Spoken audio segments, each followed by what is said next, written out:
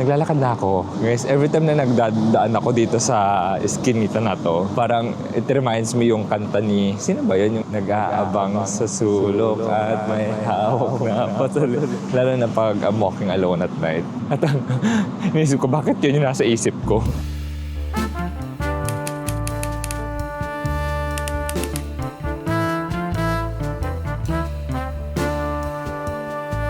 So today, I just finished my job. It's kind of late already. I finished around 10 in the evening.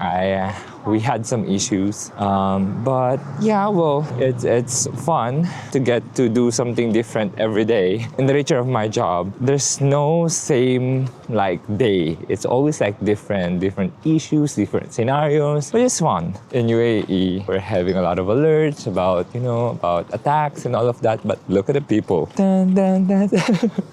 They're all outside. So we're really safe here, guys. I don't know. I don't actually have the feeling of like not being safe here. Even walking outside, it's okay. I don't feel any danger, to be honest. People are like working normally. I don't think not all, but there are some that are still scared. I cannot take that away from them because I know that it's really tough during these days here, especially what we see on the news. I was thinking of buying food online, but I felt like, okay, no, I will just go out for a walk and buy something that I can cook or maybe buy food from outside. Because what I was also thinking is that I've been sitting in my room the whole day. So I'm thinking of like, I have to go out or else I'll go crazy. Like, do you have that feeling like if you're staying in your room for so long that, you feel like so unhealthy? I really need to go out. I cannot stay in the room the whole day just sitting. So yeah, I'm walking to the grocery. So I'll update you guys later on what I will eat. But basically now, I just have to get into the grocery and find out. But yeah, okay. See you in a bit. So I just arrived here. We're in West Zone. So mostly mga gulay. I need to buy bagoong kasi wala na, ubusan na ako ng bagoong. I think it's here. Yung mga Filipino section, guys. Tignan mo, may mga dato puti, bang tomas, mamasitas, siblings. I need bagoong, yung hindi alamang. I still have bagoong na alamang.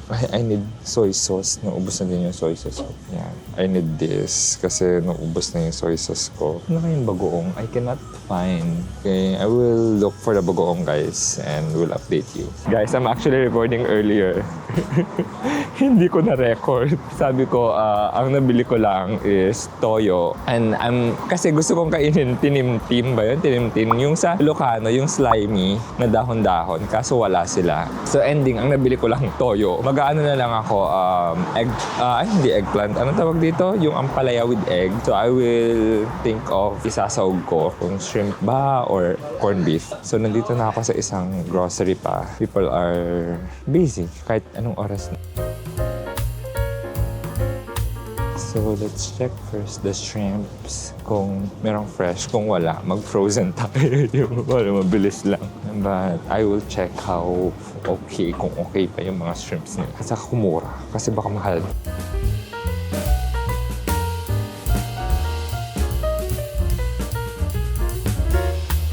Pupunta ako dun sa mga guys, frozen. Yung parang nakapack na shrimp na na balatan na.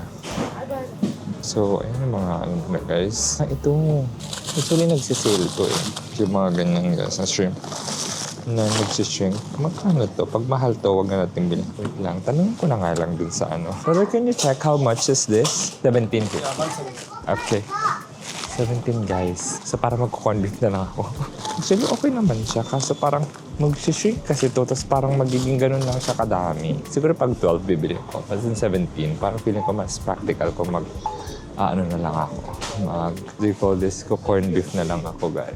Actually, yung corned beef, yung idea na yun is when I was in high school, parang Distract ako. Kasi may kumakain ng ice cream.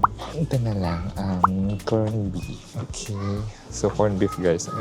Ito, hot and spicy Argentina. I don't really stock up kasi parang naano ako sa space. Yung mga lagi ko lang kinakain yung in-stock ko. Pero pag yung mga ganitong once in a blue moon ko lang kinakain, ko na-stock kasi yung grocery sa amin is sobrang lapit lang. Parang, ayun. And then, ito na mga ampalaya, guys. Ta-da! So, I think I will just get 1 or 2. Isang malaki na lang. Ito na to siguro. Isang malaki. Or isa pa. Marami ba to? Hindi, sakto to. Okay, and then I will get tomato. And see you in a bit. Guys, mas okay ba pag gano'n? Para akong alien kasi dito pag gano'n. Ba't yung nail ko nakatikwas? Hindi dapat pag gano'n niya. Ba't pag gano'n? Nagtikwas ng pag gano'n. Ano to? Ayaw makinig. Ganito na lang ba? Para as an alien ang atake natin. Naglalakad na ako. Guys, every time na nagdadaan ako dito sa skinita na to, parang it reminds me yung kanta ni... Sino ba yun? Yung sa Filipino yung nag-aabang sa sulok at may hawak na patuloy. Alam mo yun? Lalo na pag I'm walking alone at night. At inisip ko, bakit yun yung nasa isip ko? But anyway, I'll just have to walk for like few minutes. This is my dose of outside world the whole day na nasa bahay ako. At saka guys, na-notice niyo ba na for me ang hirap mag-work from home minsan. Parang mas productive ako pag nasa office ako. Ganyan kasi yung vibes, parang alam mo yun, people are working, like, you know, parang mas na-encourage ako mag-work kaysa pag sa bahay kasi nakikita mo yung bed mo, alam mo yun, temptation of staying in bed, of like watching a movie or something. Mas mataas yung potential na hindi ka pag-work kaysa mag-work ng 100% mo. But anyway, I'm almost home, guys. Update ko kayo pagluluto na ako. I'm not sure if papakita ko pa kasi parang this is a very easy recipe. Like everyone cooks this, yung ginisang ampalaya. Kwento pala ng ginisang ampalaya na may corned beef. Bakit may corned beef? Nung high school ako, may competition sa amin ng cooking ampalaya. Lahat ng year, lahat ng section may representative. Tapos, yung class namin that time, first runner-up naman. In all fairness, first runner-up. So, ang ginawa nila sa ampalaya, yung sa klase namin, yung classmate namin na representative namin, nilagyan niya ng gata. Nilagyan niya ng gata, ng shrimp, ganyan. Ewan ko kung nilagyan nila ng egg, parang ganun. Basta yun, first runner-up yung klase namin, pero yun ang ginawa nila. Nilagyan nila ng gata, ng shrimp yung ampalaya. At ang nag-champion, guys, is yung klase na nilagyan nila ng corned beef, ang ampalaya. So since then, kuha ko yung idea na yun. At dati, yung brother ko, he doesn't eat ampalaya at all. Hindi siya mahilig sa gulay, guys. Tapos, nung magkasama kami sa Manila, nagluto ako noon na nilagyan ko ng corned beef and he started to like ampalaya. So, try it. Maybe magustuhan nila. Kasi parang nangyayari, pag nilagay mo yung corned beef, parang kino-coat niya yung ampalaya. Parang natatakpan yung ampalaya ng corned beef. So, yun. That's a story of ampalaya and corned beef and how I discovered that recipe. It's not exactly the same. Kasi, ang ginagamit kong corned beef, yung canned goods lang. Nung naalala ko nung high school ako, yung ginagamit nila is may mga chunk pa na corned beef. So medyo shala-shala siya ng slight. Oo. Tapos yun, ang namimiss ko yung gawin is yung ginawa ng klase namin noon. Yung may, gata. I might do it soon. So I'm almost home, guys. See you later if, may space sa kusina. Ayun na siya. Detect na siya. So, yung napamili nating Datiputi, lalagyan na natin here. Actually, nilabas ko na. So, gagamitin ko siya. I need some oil. I need some of that soy sauce. Ano ba? Nawawala ako, guys. So, chopping board. Guys, kailangan hindi ako mawala dito sa camera kasi mamaya na naman, din na naman ako ma-detect. Wait lang. Where is the sibuyas? Ay, bawang. Nasa ref kasi, guys, ang bawang. It's here. So, 2, 4, mga 5 pieces. Sige, 6 na natin. 6 na bawang, guys. Okay, enough. Ala, hindi niya na ako na-detect. Go on, hello. Okay na siya ulit.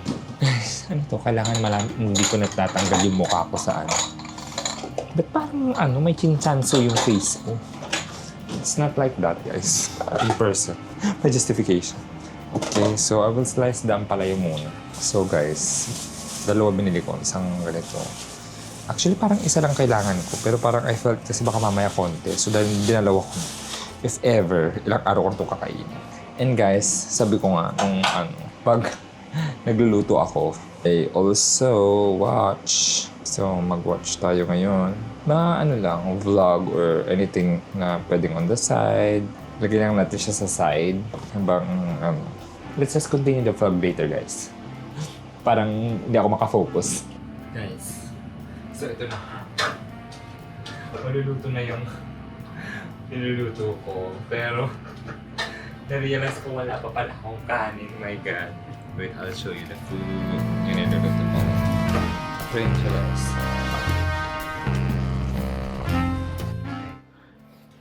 Guess what, guys?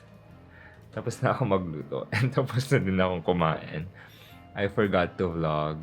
Kasi, di ba, I forgot to cook rice. So, nagluto ako ng rice. Bumalik ako sa room muna, ganyan. So, after 30 minutes, bumalik ako. Kasi luto na yung rice. And then, nagdire-diretso na kumain na ako and everything. And nanood ako ng something. Tapos, ngayon na, nawala na sa isip ko. So, yun. I already ate. And, yeah, just have to sit a little. Rest muna ako ganyan. Palipasin ko yung pagkain ko. And then I'll go to bed because I still have work tomorrow. I think that's it for today. Thank you for joining me on my vlog. Good night. Bye!